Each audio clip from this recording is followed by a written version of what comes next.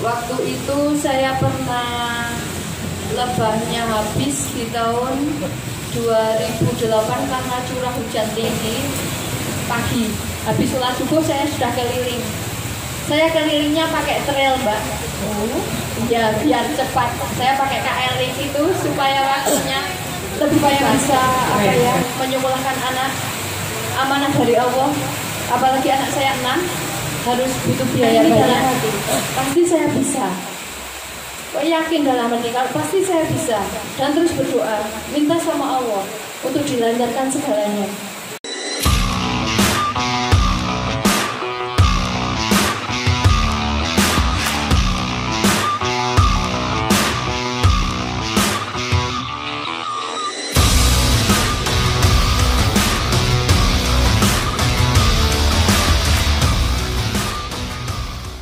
Suciati, Waalaikumsalam warahmatullahi wabarakatuh. Ya, selamat malam. Terima kasih atas kedatangannya di malam hari ini. Nah, ini saya mau manggilnya Ibu atau Mbak ya? Enaknya? Ibu mawon. Oh, Ibu. Oke. Ibu Suciati ya.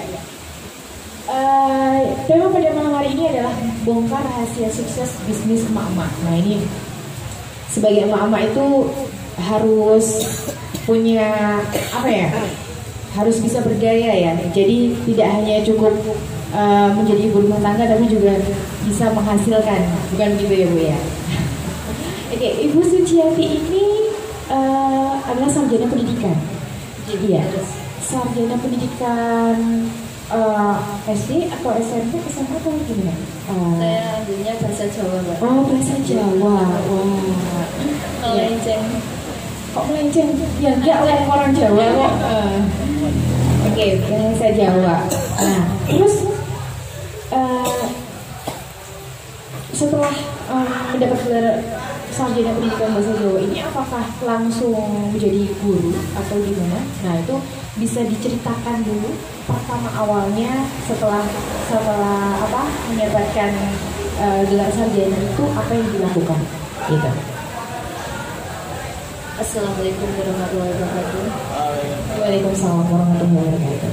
Lagi kisah jatosipun kaulo mami betul bahasa Indonesia. Kirang nopo nggih? Kirang lancar nggih. Amargi kaulo niku tiyang Jawi, Mbak. Nggih, kabudayan Jawi nggih. Nggih. Leres. Tepangaken rumiyin nami kula Suciati. Suami setunggal menika Bapak Gianto. Anak kula kagungan anak 6, laki-lakinya kalih, perempuannya 4. Perjalanan kula sakjane teng mriki tasih bredeg ngoten. Lah niki wonten bos-bos wonten niki Pak Lazim, Pak Toyib ingkang kagungan semesta. Lah kula nika mawi blonjo warung potong nggih wonten semesta. Kebetulan niki napa nggih kula remen sanget saged sharing wonten mriki kepanggih bapak-bapak, ibu-ibu sedaya. Malah selanjutnya kula napa nggih kepengin sanget derek kempalan menika, kopdar menika saged nambah ilmu, nambah saudara. Enten pepatah mengatakan banyak saudara banyak rezeki. Nggih. Story perjalanan karir kaula. Kaula sepindah panci lulusan keperawatan. Saya D3 keperawatan Budi Waluyo. S1-nya saya IKIP PGRI, ambil jurusan bahasa Jawa, melenceng semua dari pendidikan saya. Profesinya dulu saya pernah menjadi guru di suatu SD Margolelo. Habis jadi guru saya menjadi perangkat desa, termasuk adik-adik Mbak ini itu murid saya. Setelah itu saya tahun 2004 saya berbisnis madu. Saya menjadi peternak lebah. Pertama saya mempunyai lebah hanya 25 kotak. Saya hanya sanggup membeli lebah 25 kotak. Setelah itu tahun 2005 lebah saya sudah menjadi 100 kotak. Karena saya kembangkan yang tadinya 25 kotak saya pecah menjadi 50 kotak dengan saya membuat ratu. Mengambil sel telur untuk membuat ratu, karena setiap kotak lebah itu harus ada satu ratunya. Setelah itu tahun 2006 saya mempunyai lebah 100 kotak, dan sampai sekarang saya mempunyai lebah 400 kotak dengan mengalami perjalanan yang sulit. Tahun 2004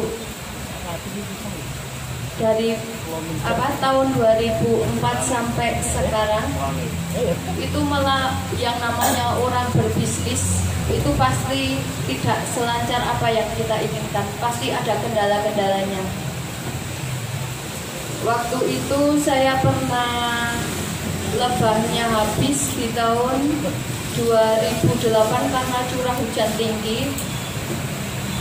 Waktu itu saya tidak punya tabungan karena lebah saya sudah menjadi sekitar 200-an kotak. Kalau curah hujan tinggi otomatis lebah akan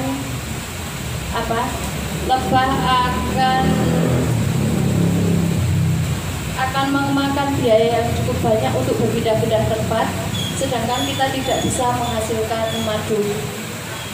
Di waktu tahun 2008 itu lebah saya habis, saya sampai mau pinjam ke Bank Jateng, tapi alhamdulillah tidak di ACC. Itu mungkin itu ada hikmah di balik semua itu. Alhamdulillah saya pinjam Bank Jateng tidak di ACC. Saya ada teman saya yang dari Tuntang itu menawarkan saya untuk menjadi pedagang madu, dan alhamdulillah dari dagang madu saya bisa bangkit lagi untuk membeli lebah lagi. 2008 lebah saya habis, yang 200 kotak lebah saya habis, sampai saya mau utang Bank Jateng mengajukan pinjaman 30 juta tidak di ACC. Alhamdulillah karena Allah kita diberi jalan. Saya dipertemukan dengan seorang peternak lebah yang masih jalan, yaitu di Tuntang, namanya Mas Joko. Dia memberi modal saya, dia mengutangi saya madu sekitar 500 kilo. Akhirnya madu itu saya botoli terus. Saya pasarkan dari yang beli 1 botol sampai 10 botol, sampai ada yang butuh 10 botol itu orang Wonosobo. Saya antar dengan semangat, orang beli 10 botol itu saya antar ke Wonosobo dengan keuntungan. Kalau 10 botol itu 1 botolnya saya untung 20.000. Dengan keuntungan 200.000 saya semangat untuk mengantar madu itu. Setelah itu banyak yang tahu kalau saya dari Gedung Ular.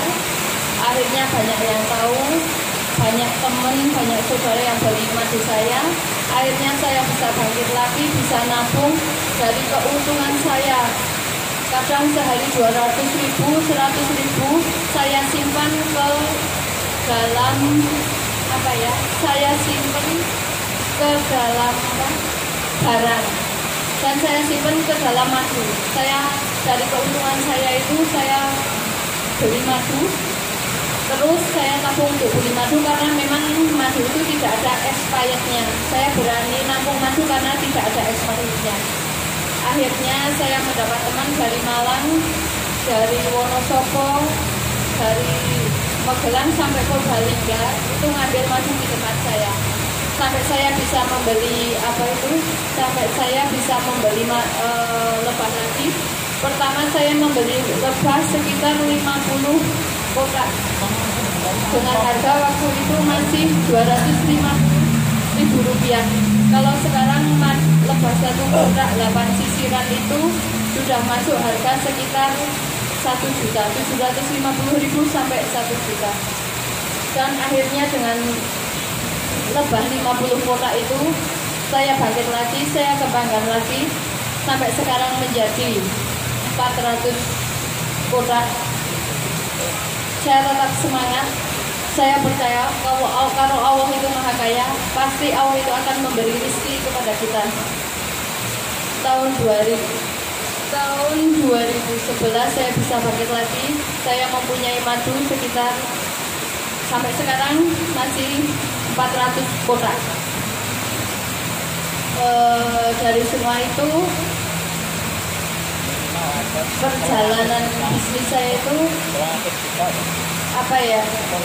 karena ridho orang tua, karena doa orang tua, doa suami saya yang alhamdulillah suami saya itu mualaf, yang dulunya Katolik, alhamdulillah sekarang masuk Islam. Termotivasi dengan itu karena saya harus ekonomi saya harus mapan. Saya termotivasi dari suami saya. Kalau ekonomi ini saya nantinya tidak mapan, otomatis keluarga dari suami saya nanti akan merangkul kami lagi, akan merangkul suami saya ke agama Katolik lagi. Makanya saya termotivasi dari itu. Saya harus bisa, saya harus kuat untuk membangun ekonomi keluarga saya. Itu dari suami saya. Dan alhamdulillah sampai sekarang yang saya jalani dalam berbisnis, yang pertama itu jujur, yang kedua itu kita minta ridhonya kedua orang tua saya, minta ridhonya suami saya. Yang ketiga itu yang saya lakukan selama ini. Saya selalu, bukannya saya pamer bukan, tapi alhamdulillah saya selalu menyisihkan rezeki saya untuk Jumat Jariah. Setiap Jumat saya pasti ngasih ke tetangga kita, saudara kita yang tidak mampu, karena saya yakin dalam kita bersedekah uang kita tidak akan habis, rezeki kita tidak akan habis, orang berbisnis tidak akan kere karena sedekah. Itu saya sangat yakin. Seperti apa yang saya lakoni sekarang ini. Itulah perjalanan bisnis saya. Nanti kalau ada yang mau ditanyakan, insya Allah kalau saya bisa jawab, saya jawab. Oke, luar biasa sekali perjalanannya. Kesulitan-kesulitan hidup yang dialami, yang penting kita harus semangat terus ya, dan yakin bahwa Allah itu Maha Kaya, luar biasa. Nah, selain menjadi peternak madu tawon, Bu Susiati ini ternyata juga pengusaha kopi, pengusaha jagung, dan pengusaha palawija. Nah, itu untuk membagi waktunya seperti apa, dan itu mulai dari mana gitu?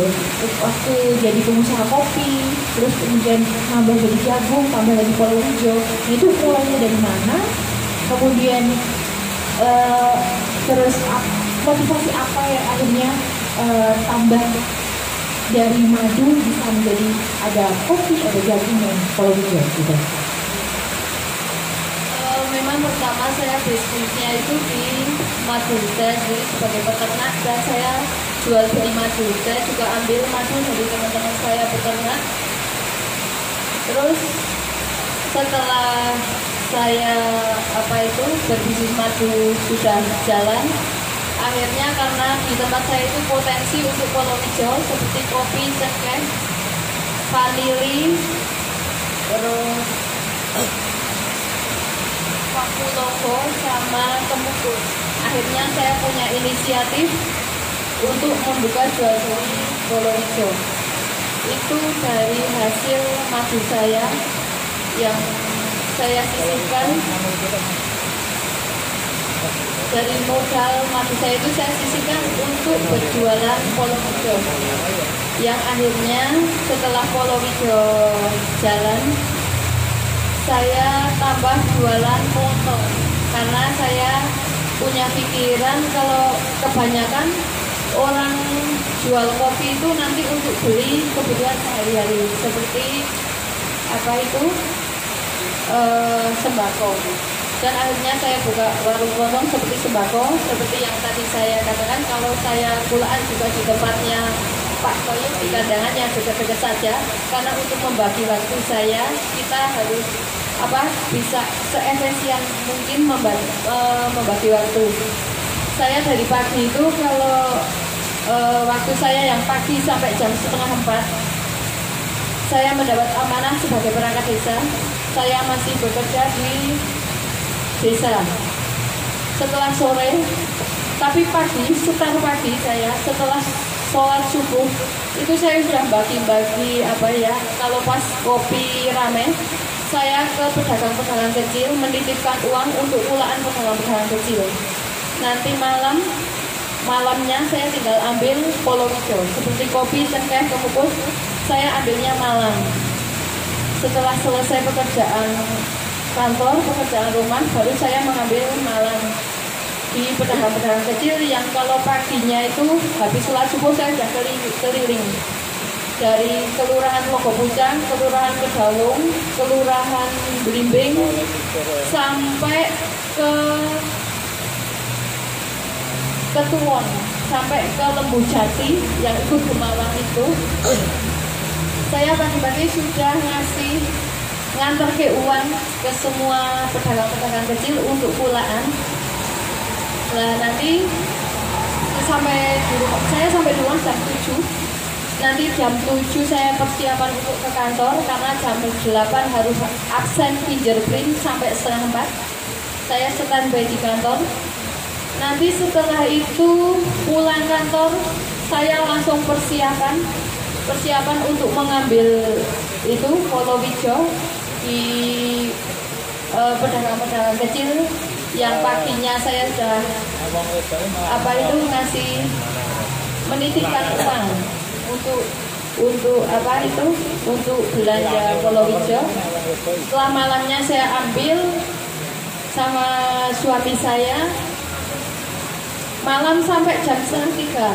Kalau puasa saya sering bawa makanan, bawa nasi, bawa untuk sahur. Untuk sahur di tempat, kadang di mobil, kadang di tempat orang yang saya ambil. Itu kalau puasa kebetulan pas rame panen raya untuk Polowijo itu sampai 2:30. Di rumah saya sudah mempersiapkan semua untuk anak-anak saya. Kebetulan anak-anak saya dulu di pondok pesantren semua. Kalau sekarang ada yang di rumah 2. Nah setelah sampai subuh nanti kita hanya kadang tidurnya itu di atas kopi supaya kita tidak terlalu lelah. Nanti subuh bangun kita sudah setara lagi. Untuk suami saya nanti beli di rumah, saya yang keliling pagi. Habis sholat subuh saya sudah keliling. Saya kelilingnya pakai trail, Mbak. Ya biar cepat. Saya pakai KL itu supaya waktunya lebih cepat. Keren sekali. Nah itu yang memotivasi saya seperti itu karena saya diberi amanah anak-anak. Saya harus bekerja keras untuk menyekolahkan anak, untuk membiayai anak. Itu yang memotivasi saya itu anak-anak saya, keluarga saya. Terus kalau bisa saya itu di dalam cita-cita saya akan membantu keluarga saya, sanak saudara saya, tetangga saya yang yang masih butuh bantuan kita semua. Itu yang memotivasi saya, Mbak. Luar biasa. Jadi tepuk tangan dulu dong. Luar biasa ya. waktunya sangat produktif sekali. Jadi tidak apa namanya, sebagai ibu rumah tangga itu sudah mengurus anak ya, mengurus suami, kemudian masih harus ngantor, terus nanti setelah itu masih harus mengurusi bisnisnya, waktunya sampai tidurnya juga harus di atas kopi. Waduh, itu luar biasa sekali. Nah, baik, saya akan memberikan kesempatan audiens untuk bertanya. Mungkin adakah yang mau bertanya? Oke, siapa dulu nih yang bertanya? Tunjuk tangan biar saya tahu. Oke, Mas, apa namanya tadi? Bustano ya. Oke, silakan Mas Bustano. Assalamualaikum warahmatullahi wabarakatuh. Ya, Mbak Suci sama saya itu dulu teman juga, teman di SMA, Suciman. Ini mau tanya Mbak Suci, bagaimana untuk membagi waktu itu kok bisa? Sedangkan kata anaknya 6, terus masih di kantor dan setengah 8. Enggak, saya di kantor saja mengundurkan diri. Di dinas sosial saya mengundurkan diri. Nah itu kok bisa? Bagaimana kalau sampai malam-malam? Ya mungkin itu. Assalamualaikum warahmatullahi wabarakatuh. Assalamualaikum. Terima kasih Mas Bustano. Ya, pertanyaannya bagaimana membagi waktu? Iya, untuk membagi waktu ya tadi sudah saya sampaikan sebenarnya untuk membagi waktu dari pagi sampai malam waktu saya. Insya Allah Mas Rustam, kalau kita ada niat, kalau kita kerjanya itu apa ya, dalam hati kita niati kanti ibadah ya Mas. Pokoknya saya bekerja itu untuk ibadah. Saya bekerja untuk membantu ekonomi suami, saya bekerja untuk anak-anak saya. Insya Allah nanti untuk agama dan untuk bangsa kita. Kita selalu semangat. Yang bisa membagi waktu kita itu karena semangat. Kita bangun pagi kan karena semangat. Kalau kita tidak semangat, kita tidak bisa bangun pagi. Dengan niatan bismillah, dengan niatan kita ibadah, pasti kita bisa Mas untuk membagi waktu untuk keluarga, untuk anak. Kadang dalam 1 tahun ya siklusnya tidak seperti itu semua, tidak sampai setengah 3 semua, tidak.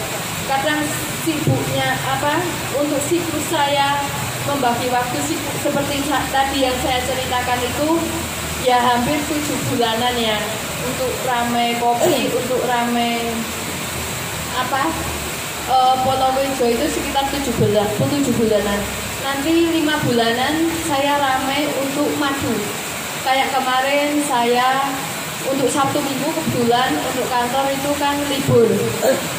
Kemarin saya harus kirim madu ke Surabaya dan Surabaya minta saya sendiri yang datang ke sana karena kita harus ada tes lab segala itu, saya harus datang sendiri ke sana. Akhirnya jam 11 malam suami di rumah jaga anak. Saya jam 11 malam itu harus meluncur ke Surabaya. Sampai Surabaya saya jam setengah 5.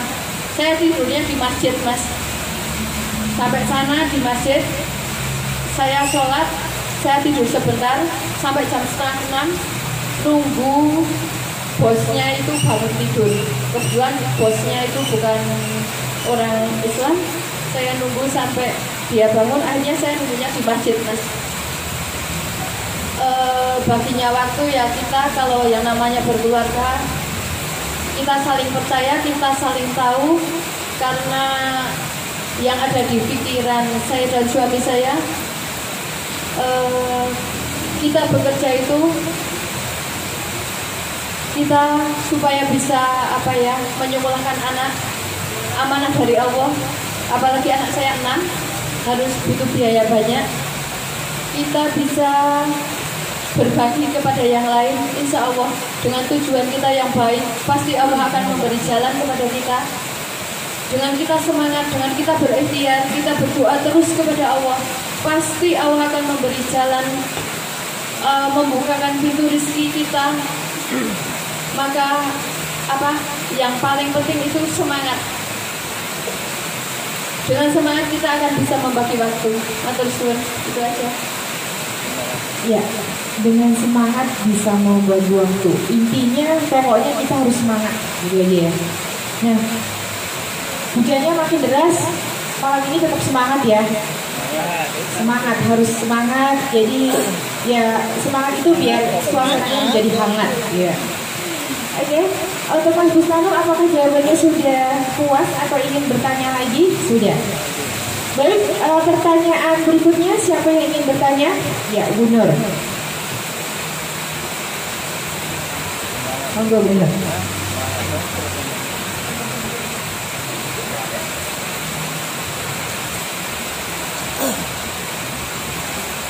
Bismillahirrahmanirrahim. Langsung saja Bu Suci.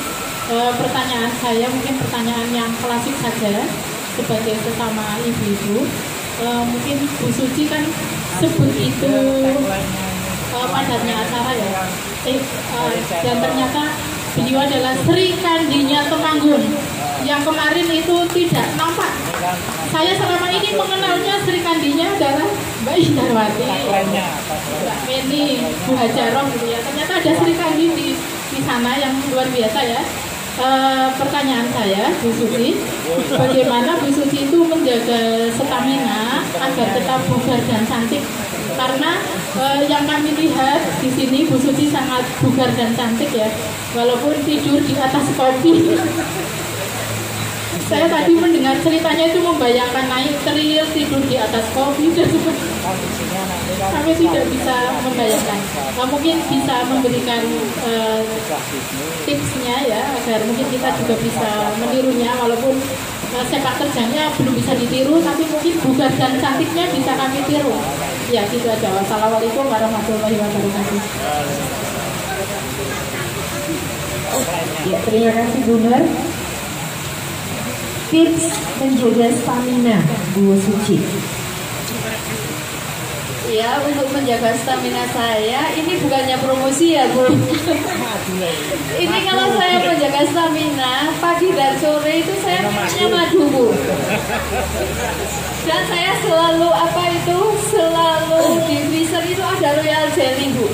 Royal Jelly itu bagus untuk menjaga stamina. Itu Royal Jelly itu makanannya Ratu ya Bu. 1 kilonya 1 sampai 1,5 juta. Waduh, mahal ya ternyata. Nah itu saya mengkonsumsi itu pagi dan sore madu sama Royal Jelly. Cuma itu Ibu, tidak ada yang lain. Kalau olahraga ya olahraganya saya sampai gendongi kopi Ibu. Ini ada cerita. Waktu saya jadi pedagang kopi tahun 2011, awal mula jadi pedagang kopi, saya di Kelurahan Logo Pucang, sampai dikatakan gini Bu, hujan-hujan mobil saya di bawah, saya gendong Ibu, saya gendong kopi setengah kental, 50 kilo Ibu. Luar biasa. Kalau nggak percaya besok bisa ke tempat saya masih kuat Ibu bawa 50 kilo. Wanita perkasa ini Bu. Saya dari atas, desa atas itu bawa kopi 50 kilo, nyangking kresek, itu isinya itu kemungkus Ibu, kemungkus 5 kilo, saya cangking. Di emperan itu ada bapak-bapak udah pakai udah pakai sarung, dia bilang ayu dalam ceblok-ceblokan. Itu saya dengar langsung. Ya alhamdulillah saya dipuji ayu ya Bu. Tapi kok level dalam ceblok-ceblokan itu loh Bu. Tapi tidak apa-apa Bu, dalam berbisnis memang kita harus dari hal yang paling sulit, dari hal yang tadi Bapak Lain bilang katanya jangan takut kita tidak punya modal. Dengan zaman sekarang jangan takut kita tidak punya modal. Dengan kita punya teman kita pasti ada modal. Insya Allah seperti bisnis madu, semua yang ambil madu di tempat saya nggak usah bawa uang dulu, nggak apa-apa Ibu, silahkan jual dulu, jadi uang nanti ke tempat saya. Jadi yang namanya bisnis itu kita tidak usah takut modal. Modalnya kita punya teman banyak, punya saudara banyak, itu modal utama kita. Dulu saya tidak punya modal loh Bu, rumah saya nunut Bu. Dengan anak 6 saya rumah nunut di tempat Pak D-nya saya tidak punya rumah Bu. Karena saya tidak punya, saya orang tua saya kebetulan juga biasa saja. Terus saya tidak mau diberi dari kedua orang tua saya, mertua dan orang tua saya, memang saya tidak mau. Saya mau tunjukkan kepada orang tua saya, apalagi kepada keluarga mertua saya yang sekarang menjadi, sudah saya anggap seperti orang tua saya sendiri. Saya akan tunjukkan kalau saya itu bisa. Jangan saya dibilang kafir karena saya mengajak suami saya menjadi Islam. Sampai segitunya saya dibilang kafir ngajak suami menjadi Islam. Tapi sekarang keluarga saya, keluarga dari suami saya, mereka salut kepada kami berdua Bu. Saya tidak memaksa mereka ikut agama Islam ke saya, tapi biar mereka melihat apa yang saya tunjukkan kepada keluarga kami, keharmonisan keluarga kami. Terus apa? Ya alhamdulillah kalau saya syukuri Bu. Untuk saat ini saya sukses dari yang dulunya nunut menjadi saya punya pupuk. Nah itu apa ya? Sekarang biar keluarga saya itu tahu kalau saya itu bisa tanpa bantuan mereka. Saya dan suami saya dari titik nol. Dari titik nol, gaji pun dulu suami saya gaji habis Ibu, karena ada sesuatu hal yang tidak bisa saya ceritakan. Gaji sudah habis, saya menghidupi 6 anak saya Bu. Dulu masih 5, belum tambah yang 1 itu. Dengan gaji tinggal 183.000 Ibu untuk menghidupi 5 anak saya. Tapi saya percaya dengan selalu berdoa, dengan selalu ikhtiar, Allah pasti akan memberi jalan rezeki kepada kita. Sehingga ada teman saya itu yang tadi saya katakan, saya harus jualan madu dari door to door, dari rumah ke rumah. Saya harus ambil kopi dari rumah ke rumah, harus gendong kopi Bu. Saya sama suami itu 100 kilo 2 on saya kuat Bu. Dengan bergandengan tangan berdua saya nimbangi 100 kilo berdua Ibu. Karena dulu mau bayar kuli belum kuat, terus terang saja. Uangnya masih pengen buat modal. Itu dulu Ibu perjalanan bisnis saya. Berarti untuk kita semua tidak usah takut. Tidak usah takut kita nggak punya modal untuk maju, untuk apa itu, untuk punya bisnis, tidak usah takut. Karena masih ada saudara-saudara Islam kita, masih ada teman-teman kita yang mendukung kita. Dari banyak apa itu, banyak teman, nanti kita dari banyak relasi, dari banyak apa ya, banyak ilmu ya Bu. Terus terang banyak ilmu. Dengan saya ketemu Bapak Ibu semua di sini, saya juga sangat senang akan menambah ilmu saya. Terima kasih. Luar biasa, tepuk tangan dulu ya untuk Bu Suciati. Ceritanya sangat menginspirasi. Ternyata beliau ini juga wanita perkasa, ya, bisa kuat mengangkat 50 sampai 100 kilogram. Luar biasa. Ya, ini luar biasa, berarti otot kawat beremosi. Ya, dan juga termasuk contoh seorang wanita mandiri. Ya, mandiri, dia harus bisa menghidupi bersama-sama suami, membantu suami, benar-benar menginspirasi sekali. Dan untuk Bu Nur Bu, itu menjaganya Pak minum madu, berarti Bu Nur harus besok order madu Ibu Suciati, ya. Ya, pertanyaan lagi ya, saya jawablah biar lebih hangat. Oke, saya buka pertanyaan lagi, siapa yang ingin bertanya? Pak Lisik mau bertanya, oke. Monggo. Assalamualaikum warahmatullahi wabarakatuh. Yang pertama, tadi saya bahasanya Bunur tadi, ternyata saya melihat dua sosok dari Rawasenang. Rawasenang itu kita ada ini ada Bu Suciati. Ternyata kita melihat orang-orang strong, emak-emak strong itu mungkin dari sana. Mungkin ada rahasianya.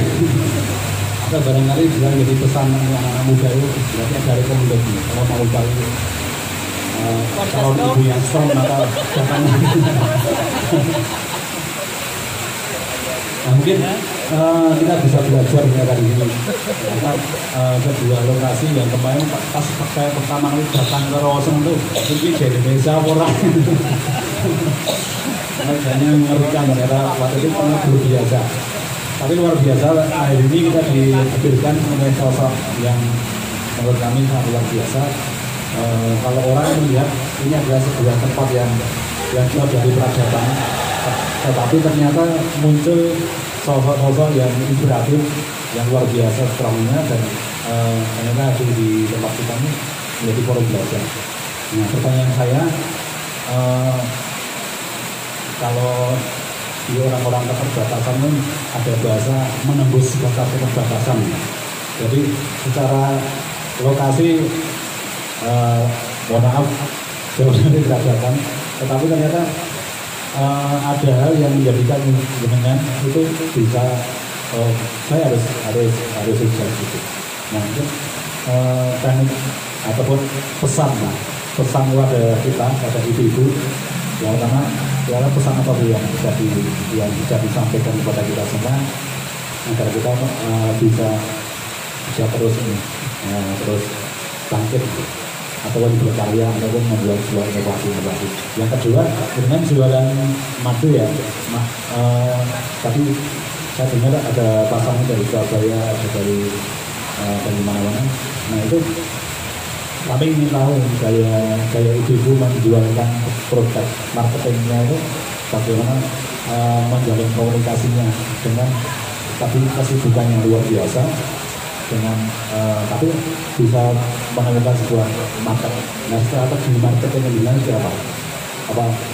Bahasa apa memasarkan produk ini di sana itu sudah apa? Apakah dalam jaringan atau memang dengan sengaja memasarkan keluar atau memang hubungan kan ada hubungan calling gitu. Dua, yang ketiga hiburan ya. Yang ketiga ini kan butuh tawon ya. Tawon kan bidang-bidang. Berarti dengan kalau saya kan aslinya di surat tetangga saya itu punya kotak banyak ya. Tetangga-tetangga saya itu pada punya bisnis tawon ya. Kadang saya lihat tuh ada satu Jepara, ada satu Banyuwangi itu pakai truk malam-malam bawa kotak, tawonnya udah sore kan udah masuk kotak terus dia yang saya tahu ditutupi terus juga truk besok pagi udah sampai Jepara atau sampai Banyuwangi. Nah dengan sudah melakukan juga dia di pindah-pindah itu yang ngatur berarti ada orang ya, berarti itu ada karyawan, ada bahasanya dan sebagainya. Itu saja, terima kasih. Terima kasih Pak Abisi. Untuk pertanyaan yang pertama, saya kok lupa. Ibu masih ingat untuk pertanyaan yang pertama sih, ingatnya pertanyaan yang kedua, yaitu strategi marketing. Untuk pertanyaan pertama apa ya tadi? Oh pesan, oh iya pesan. Pesan-pesan apa sih yang bisa disampaikan untuk terutama bagi emak-emak juga, ya juga pesan-pesan juga kepada bapak-bapak juga ya, jangan sampai kalah ya itu semangatnya, terus kemudian temaganya ya kan. Nah itu pesan-pesannya apa untuk pertanyaan yang pertama? Untuk kalau saya pesan-pesannya, yang pertama itu kita tetap berdoa. Yang kedua tetap berikhtiar. Apa yang diyakini untuk untuk bisnis kita. Misalkan kita mau buat usaha, saya yakin saya ingin buka usaha tentang madu.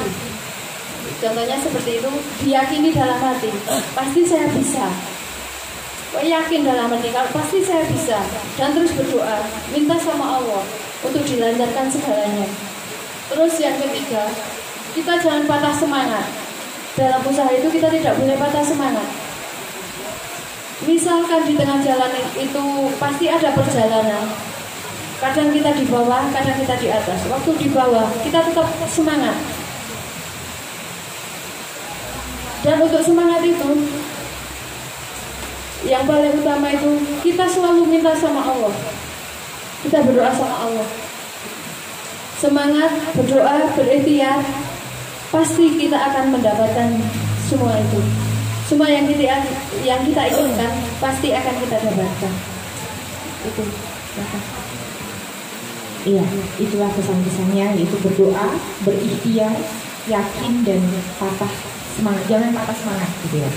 Oke, untuk pertanyaan yang kedua, strategi marketingnya seperti apa sih? Gitu. Untuk strategi marketingnya, kalau madu itu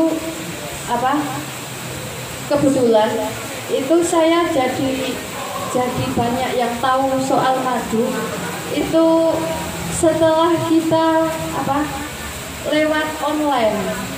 Kebetulan saya tahunya kalau dulu itu lewat Facebook. Saya sering mengaku di Facebook kalau saya itu peternak lebah, saya punya madu, jenis madu apa-apa, saya sering posting. Dan akhirnya ada yang tanya-tanya dan menjadi pelanggan saya. Terus yang kedua, setelah kemarin tampil di TV Temanggung, itu juga sangat membantu untuk kita.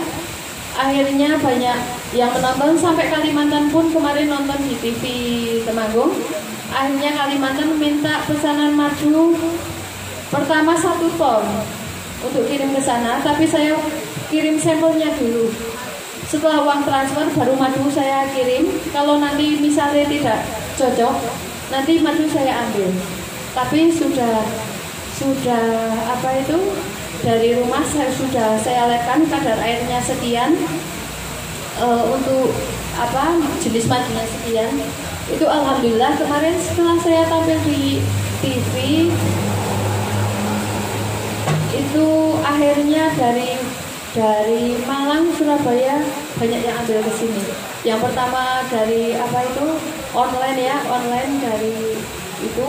Kalau saya pertama pengalamannya dari Facebook, yang kedua itu saya tampil di TV Temanggung, yang ketiga kalau lokal-lokalan di sini kalau marketing madu itu gedok tular. Biasanya ada yang ambil dari tempat saya, nanti yang lainnya kalau ambil madu di tempatnya Mbak Suci. Setelah tahu kalau madunya sana itu biasanya ada yang promosi. Kalau madunya sana itu masih murni, terus tidak ada expirednya seperti ini. Kadang yang namanya madu itu awalnya jadi gedok tular. Setelah orang tahu ya, yang saya katakan dari tadi itu banyak teman, banyak saudara itu akhirnya mendatangkan rezeki buat kita. Itu Mas, untuk marketingnya saya. Untuk pertanyaan yang ketiga, tadi saya juga lupa. Apa kedua? Pindah. Untuk berpindah-pindah tempat, memang untuk lebah itu saya punya komunitas. Jadi kalau saya punya 8 komunitas dari 28 orang peternak lebah, itu dari Probolinggo, Jawa Timur, dari Kudus, Pati, sama orang Tunta, sama saya sendiri, itu dari 28 orang. Kita selalu menyiapkan tempat. Kalau pas di sini ada bunga kopi, saya mencari semua lokasi dari 28 lokasi dari teman-teman saya. Nanti teman saya ke sini pindah lebah, biasanya kan malam. Memang untuk pindah lebah itu setelah jam 5:30, setelah tidak ada sinar matahari, nanti kita tutup pakai busa-busa itu, kotak-kotaknya lebah. Setelah itu kita angkut ke truk, dan perjalanannya harus malam hari. Kalau perjalanannya siang hari, nanti lebahnya kabur semua, Bapak.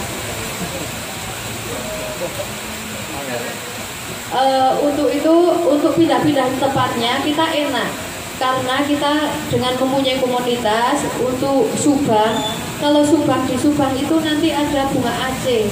Nanti setelah bunga Aceh, nanti teman Subang telepon, bulan ini di Subang bunga Aceh, tempat sudah disiapkan. Kami tinggal pindah, menyediakan truk dari sini pindah ke sana, kita sudah disiapkan tempat. Tapi nanti kalau orang Subang, orang Probolinggo mau ke bunga kopi, saya menyiapkan tempat untuk 28 teman saya. Terus nanti kalau ke Probolinggo, dari teman yang di Probolinggo nanti juga menyiapkan tempat untuk 28 teman. Jadi sudah ada komunitasnya. Kita enak karena kita sudah banyak, ada saudara. Di dalam lebah juga kita ada saudara seperti ini. Nanti di manapun tempatnya kita sudah disiapkan. Karena lebah itu sampai Bali. Di Bali juga saya juga ada teman di Bali untuk menyiapkan lokasi di Jambu Mete. Karena untuk lebah itu, kalau lebah-lebah kita yang 28 teman saya tidak pernah kasih makan. Karena saya selalu ngejar bunga. Di mana ada bunga kita kejar terus. Seperti di Kudus Pati itu bunga randu. Seperti di Probolinggo Jawa Timur kita ada bunga randu, kita ada bunga mangga.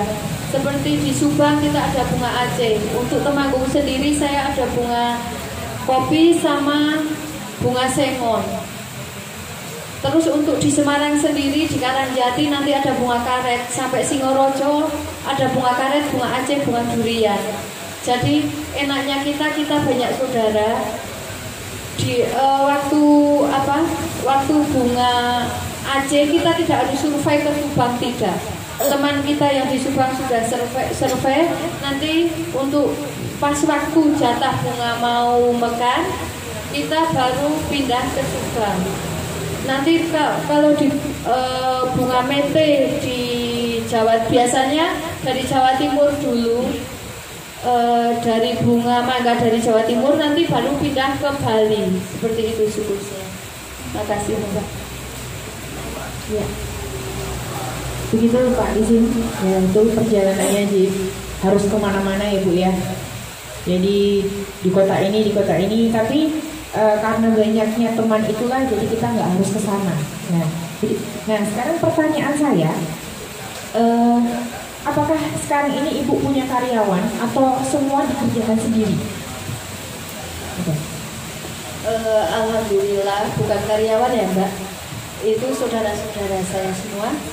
Alhamdulillah untuk lebahnya saya punya 8 orang saudara. Untuk untuk menjaga lebah, untuk memindah-pindah lebah itu saya punya 8 orang. Terus yang di rumah untuk warung lodongnya saya punya 1 orang. Untuk polong hijaunya itu kalau pas rame ada 4 orang KB itu semua saudara saya semua, tetangga saudara saya semua. Terus untuk lebahnya memang jarang pulang. Kalau untuk yang jaga lebah, kadang lebah di Subang harus ikut ke Subang. Terus untuk kalau untuk pembuatan ratu itu saya sendiri. Semua saudara-saudara saya yang menjaga lebah tidak ada yang bisa buat ratu. Yang buat ratu itu saya sendiri untuk proses pembuatan ratu. Jadi saya kepo tentang pembuatan ratunya ini Bu. Boleh nggak digambarkan ceritanya sih bikin lebah ratu gitu? Itu kan sulit ya, pasti sulit ya, nggak semuanya orang bisa. Nah itu gambaran aja sih, karena itu kan rahasia ya gitu. Jadi gambarannya seperti apa rahasia, gitu? Ada kalau juga. misalnya mau belajar itu pasti bisa, tapi kan kalau tenaga saya untuk lebah itu kebetulan kurang teliti. Jadi nanti untuk lahirnya ratu lebah itu kurang bagus, kurang produktif.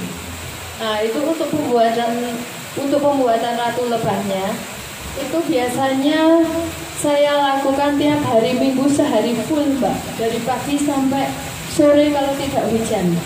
Kayak kemarin waktu di Karangmanggis pas Kalimanggis itu Kaloran, pas waktu bunga jagung, di sana saya produksi ratu. Itu dari pagi sampai sore karena memang buatnya sulit. Kita buatnya ratu itu ambil lebah yang paling padat. Biasanya saya ambil lebah kan dalam satu kotak lebah itu ada 8 sisiran lebah. Ambil lebah yang paling padat, yang paling sehat. Lah nanti di dalam sarang-sarang lebah itu ada sel telur. Sel telur yang masih kecil, yang nggak kelihatan, putih kayak sel telurnya kayak bintik-bintik, kalau jentik-jentik itu ya, kayak jentik-jentik kalau mau buat jentik-jentik nyamuk seperti itu, kecil-kecil tapi warnanya putih.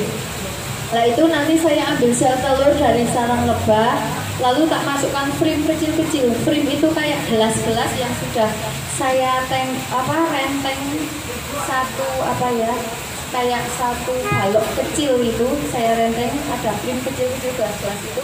Dan nanti saya taruh ke dalam ambil sel telur, saya taruh ke dalam frame gelas kecil-kecil itu. Nah nanti saya masukkan ke dalam lebah yang paling padat. Nanti setelah saya masukkan ke dalam lebah yang paling padat, nanti selama 12 hari saya tengok. Nanti setelah saya tengok akan lahirlah ratu. Setelah lahir ratu, nanti di dalam kotak lebah itu kan harus ada satu ratu lebah.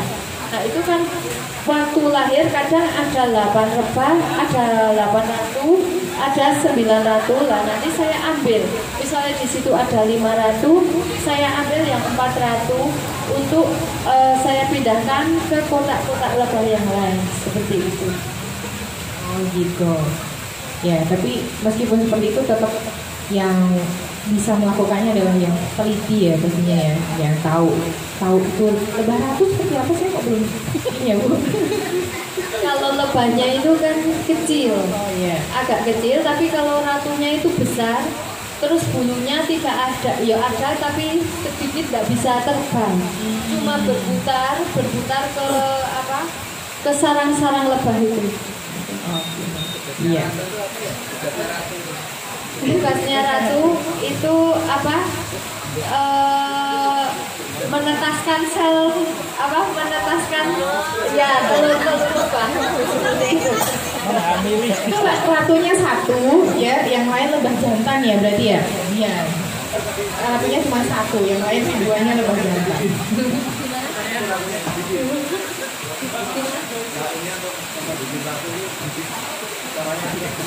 Ya itu bikin sendiri.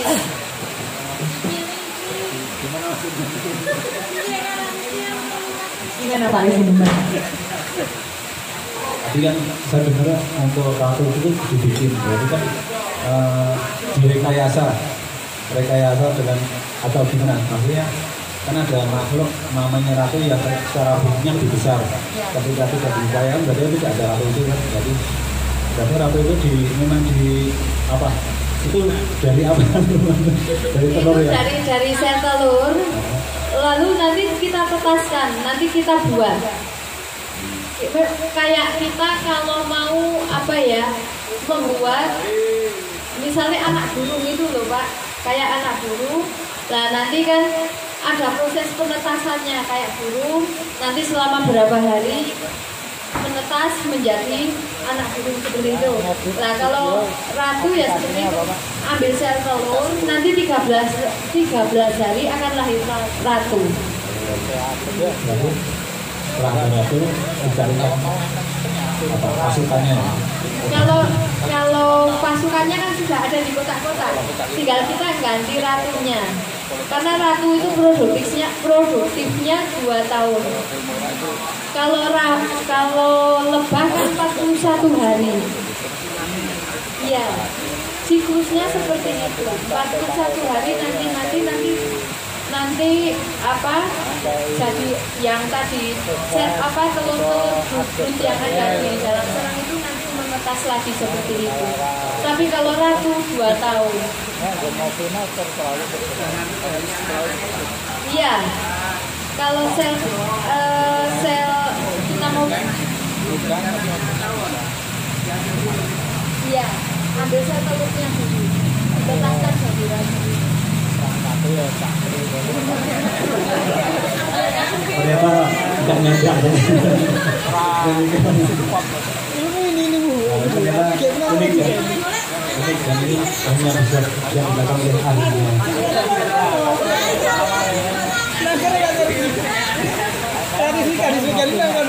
Ya, kalau cuma membayangkan nggak ngerti ya. Kita harus tahu itu satu itu yang jantan ya kan gitu ya Bu ya. Oke. Mungkin masih ada yang ingin bertanya? Saya buka pertanyaan lagi. Oke Bu. Perkenalan ya Bu ya.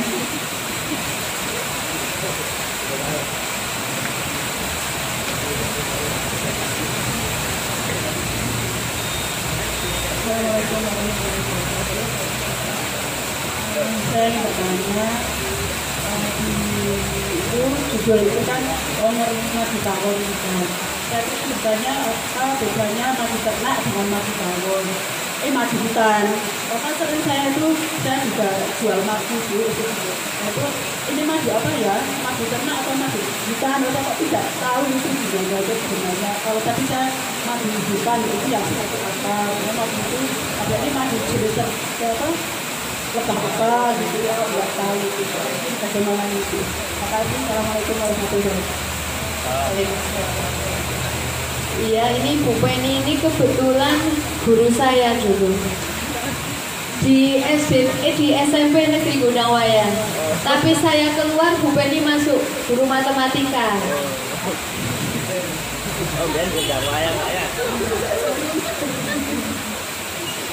Iya Bu.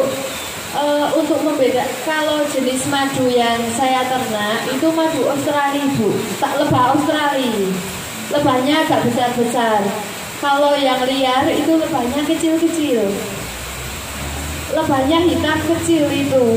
Kalau yang Australia yang jenis yang diternak para peternak ini itu madunya kuning terus agak besar. Tapi kalau yang madu yang lebah liar itu madunya lebahnya hitam agak kecil-kecil. Kalau bedanya madu liar sama madu peternak itu sama saja ya Ibu, karena ambilnya madu juga dari bunga. Yang penting kita tidak kasih pakan, itu semua madu sama, ambilnya dari bunga. Cuman kalau yang ternak itu sering tidak merusak sarang. Kalau yang lokalan kebanyakan kan merusak sarangnya. Kita ambilnya madu, panennya madu pakai ekstrak. Masukkan ekstrak, nanti sarangnya kembali lagi dipasang seperti itu. Kalau kandungannya madu, asalkan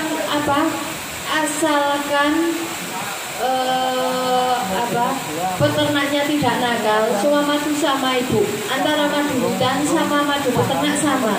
Karena ambilnya madu juga sama-sama dari bunga. Kalau madu asli yang penting kita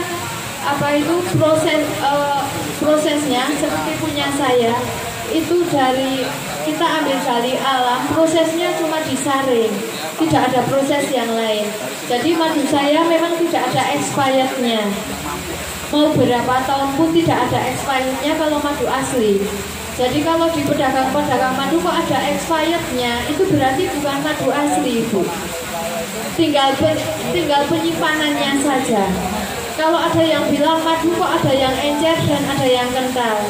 Kalau yang encer itu kadang kalau musim panennya pas musim penghujan, kadar airnya akan tinggi.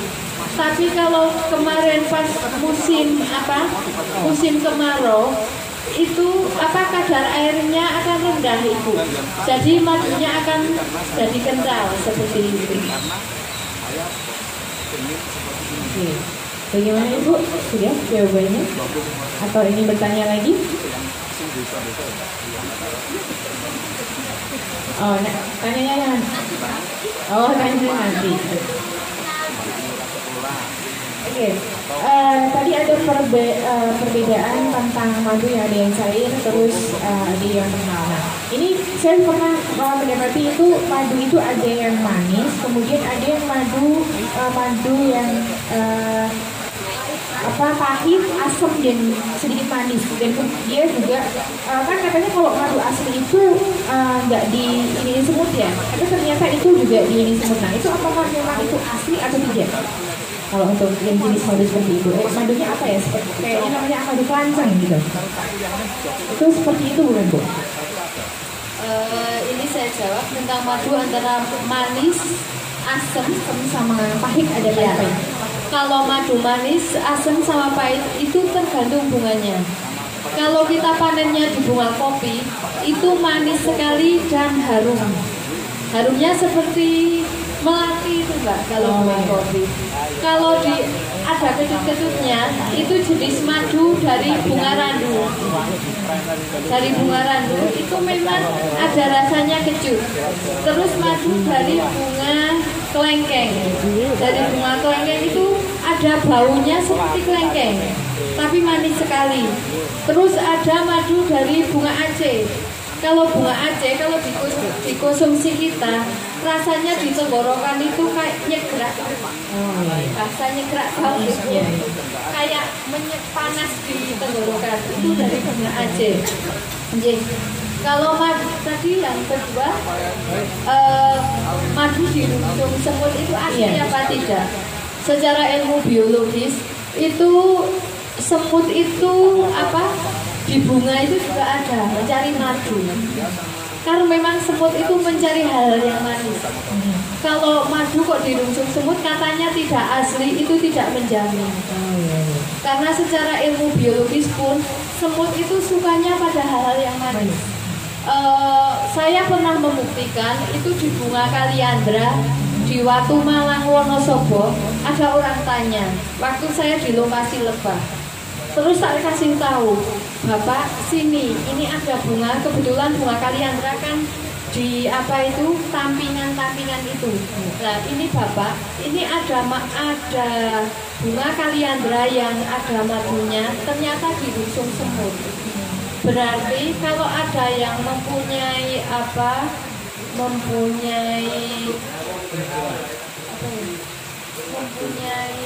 asumsi atau anggapan kalau madu di rusung semut itu tidak asli, itu tidak menjamin.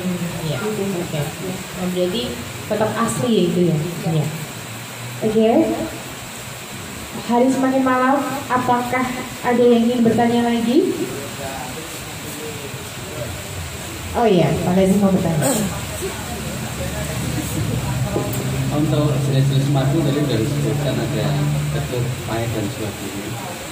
Terus untuk kandungan, untuk yang disarankan ketika kita mau konsumsi madu itu yang mengandung apa? Ada namanya bipolen, terus kemudian nektar atau apa ya? Nah, propolis dan sebagainya. Untuk disarankan kita untuk cari madu yang mengandung apa kira-kira. Terus kemudian sakit lagi. Ketika jenengan dolanan itu, pernah ditutup.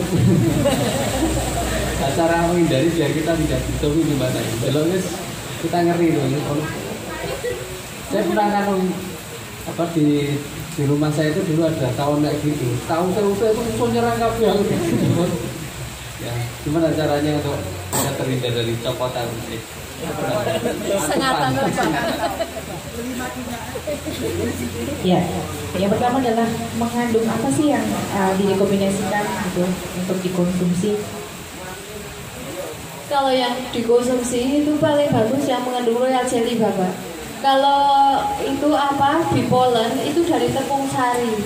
Bipolen itu yang warnanya kuning-kuning itu juga bagus. Tapi kalau yang paling bagus itu madu sama royal jelly. Memang kandungannya bagus untuk stamina, untuk kesehatan itu bagus. Apalagi untuk ibu-ibu. Ini promosi, bukannya promosi. Madu itu bagus untuk kesehatan, semua untuk kesehatan. Untuk kulit kita juga bagus, untuk ibu-ibu. Kulit juga bagus. Untuk masker itu juga bisa. Itu dari madu. Ya. Terus untuk tadi ada pertanyaan dari Pak Lazim, cara menghindari sengatan lebah. Cara menghindari sengatan lebah, yang pertama kalau saya mau memasuki lokasi lebah, biasanya saya berwudu dulu Bapak. Saya berwudu dulu. Insya Allah saya tidak disengat. Terus yang kedua itu ada alatnya, yaitu asap. Saya tidak pernah pakai masker, saya tidak pernah pakai apa-apa kalau ke lokasi lebah. Kayak kemarin waktu syuting TV itu mereka tidak berani mendekat. Terus saya suruh wudu, Mas, jenengan muslim atau enggak? Kalau muslim jenengan berwudu dulu. oh ya Bu, saya muslim, saya mau. Akhirnya mereka tak suruh wudhu. Setelah itu saya membuat asap dari bakor goni. Bakor goni itu apa ya? Goni. Dari goni itu, karung goni itu saya buat asap dari karung goni itu. Alhamdulillah semua yang enggak, jauh saja enggak apa-apa. Nanti lebahnya setelah kita berwudu kita buat asap, saya bukain lebah. Terus kalau suami saya memang nggak berani pegang lebah. Suami saya kalau saya ke lokasi lebah, dia di mobil sambil merokok. Istrinya yang kerja. Nah itu kalau pakai asap nanti tidak kena sengatan. Terus lebah itu kalau kita tidak memukul, kita tidak nyalain dulu, lebah tidak akan nyala. Kayak saya kemarin lebah itu di truk itu satu kotak lebah itu tumpah. Tenaga tidak ada yang berani. Itu lebah saya kerui Pak, saya ambili, saya masukkan lagi. Saya tidak disengat kok Pak. Yang penting kita tidak mau pencet lebah tidak akan menyengat kita. Pawang lebah ini namanya. Itu kalau ada lebah berwudu aja dulu Bapak. Misalnya di rumah ada lebah berwudu aja dulu, nanti buat asap. Itu saja. Ini info dan ilmu yang bermanfaat sekali. Ketika ada lebah atau sarang lebah di rumah, pertama berwudu, kemudian kedua bikin asap dari karung goni. Dan yang ketiga jangan diganggu. Kalau diganggu nanti dia marah lebahnya.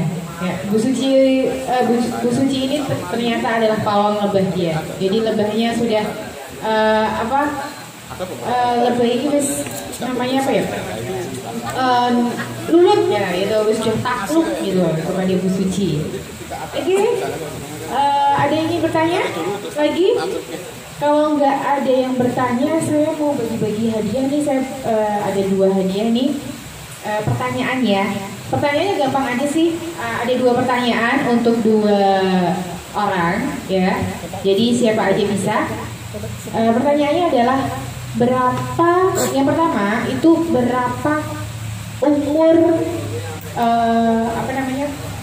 masa hidup lebah ratu, dan yang kedua berapa masa hidup lebah jantan. Oke, ada 2 penjawab ini semua ibu-ibu. Iya. Pertama Bu Nur, lebah ratu berapa hari Bu? Lebah ratu itu lebah ratu umurnya 2 tahun. Tapi dia akan menetas selama 13 hari. Tadi waktu diutak-utik seperti itu. Tapi nanti dia akan bertahan hidup selama 2 tahun. Jawabannya benar nggak Bu? Benar. Benar sekali, tepuk tangan untuk Bu Nur. Bu Nur itu sambil mencatat ya, jadi pasti ingat ya. Kalau bapak-bapak nggak ada yang mau mencatat gitu. Oke, sekarang Mbak Indrawati, jawabannya untuk lebah jantan berapa hari? 41 hari. Gimana jawabannya benar? Betul juga ya. Oke, tepuk tangan ya buat emak-emak ya, rajin mencatat pasti tahu.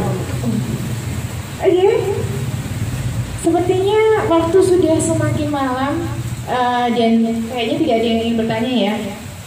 Oke, closing statement untuk acara ini atau pesan atau apapun yang bisa diberikan untuk kami semuanya dari Bu Suci. Satu kalimat atau apapun terserah.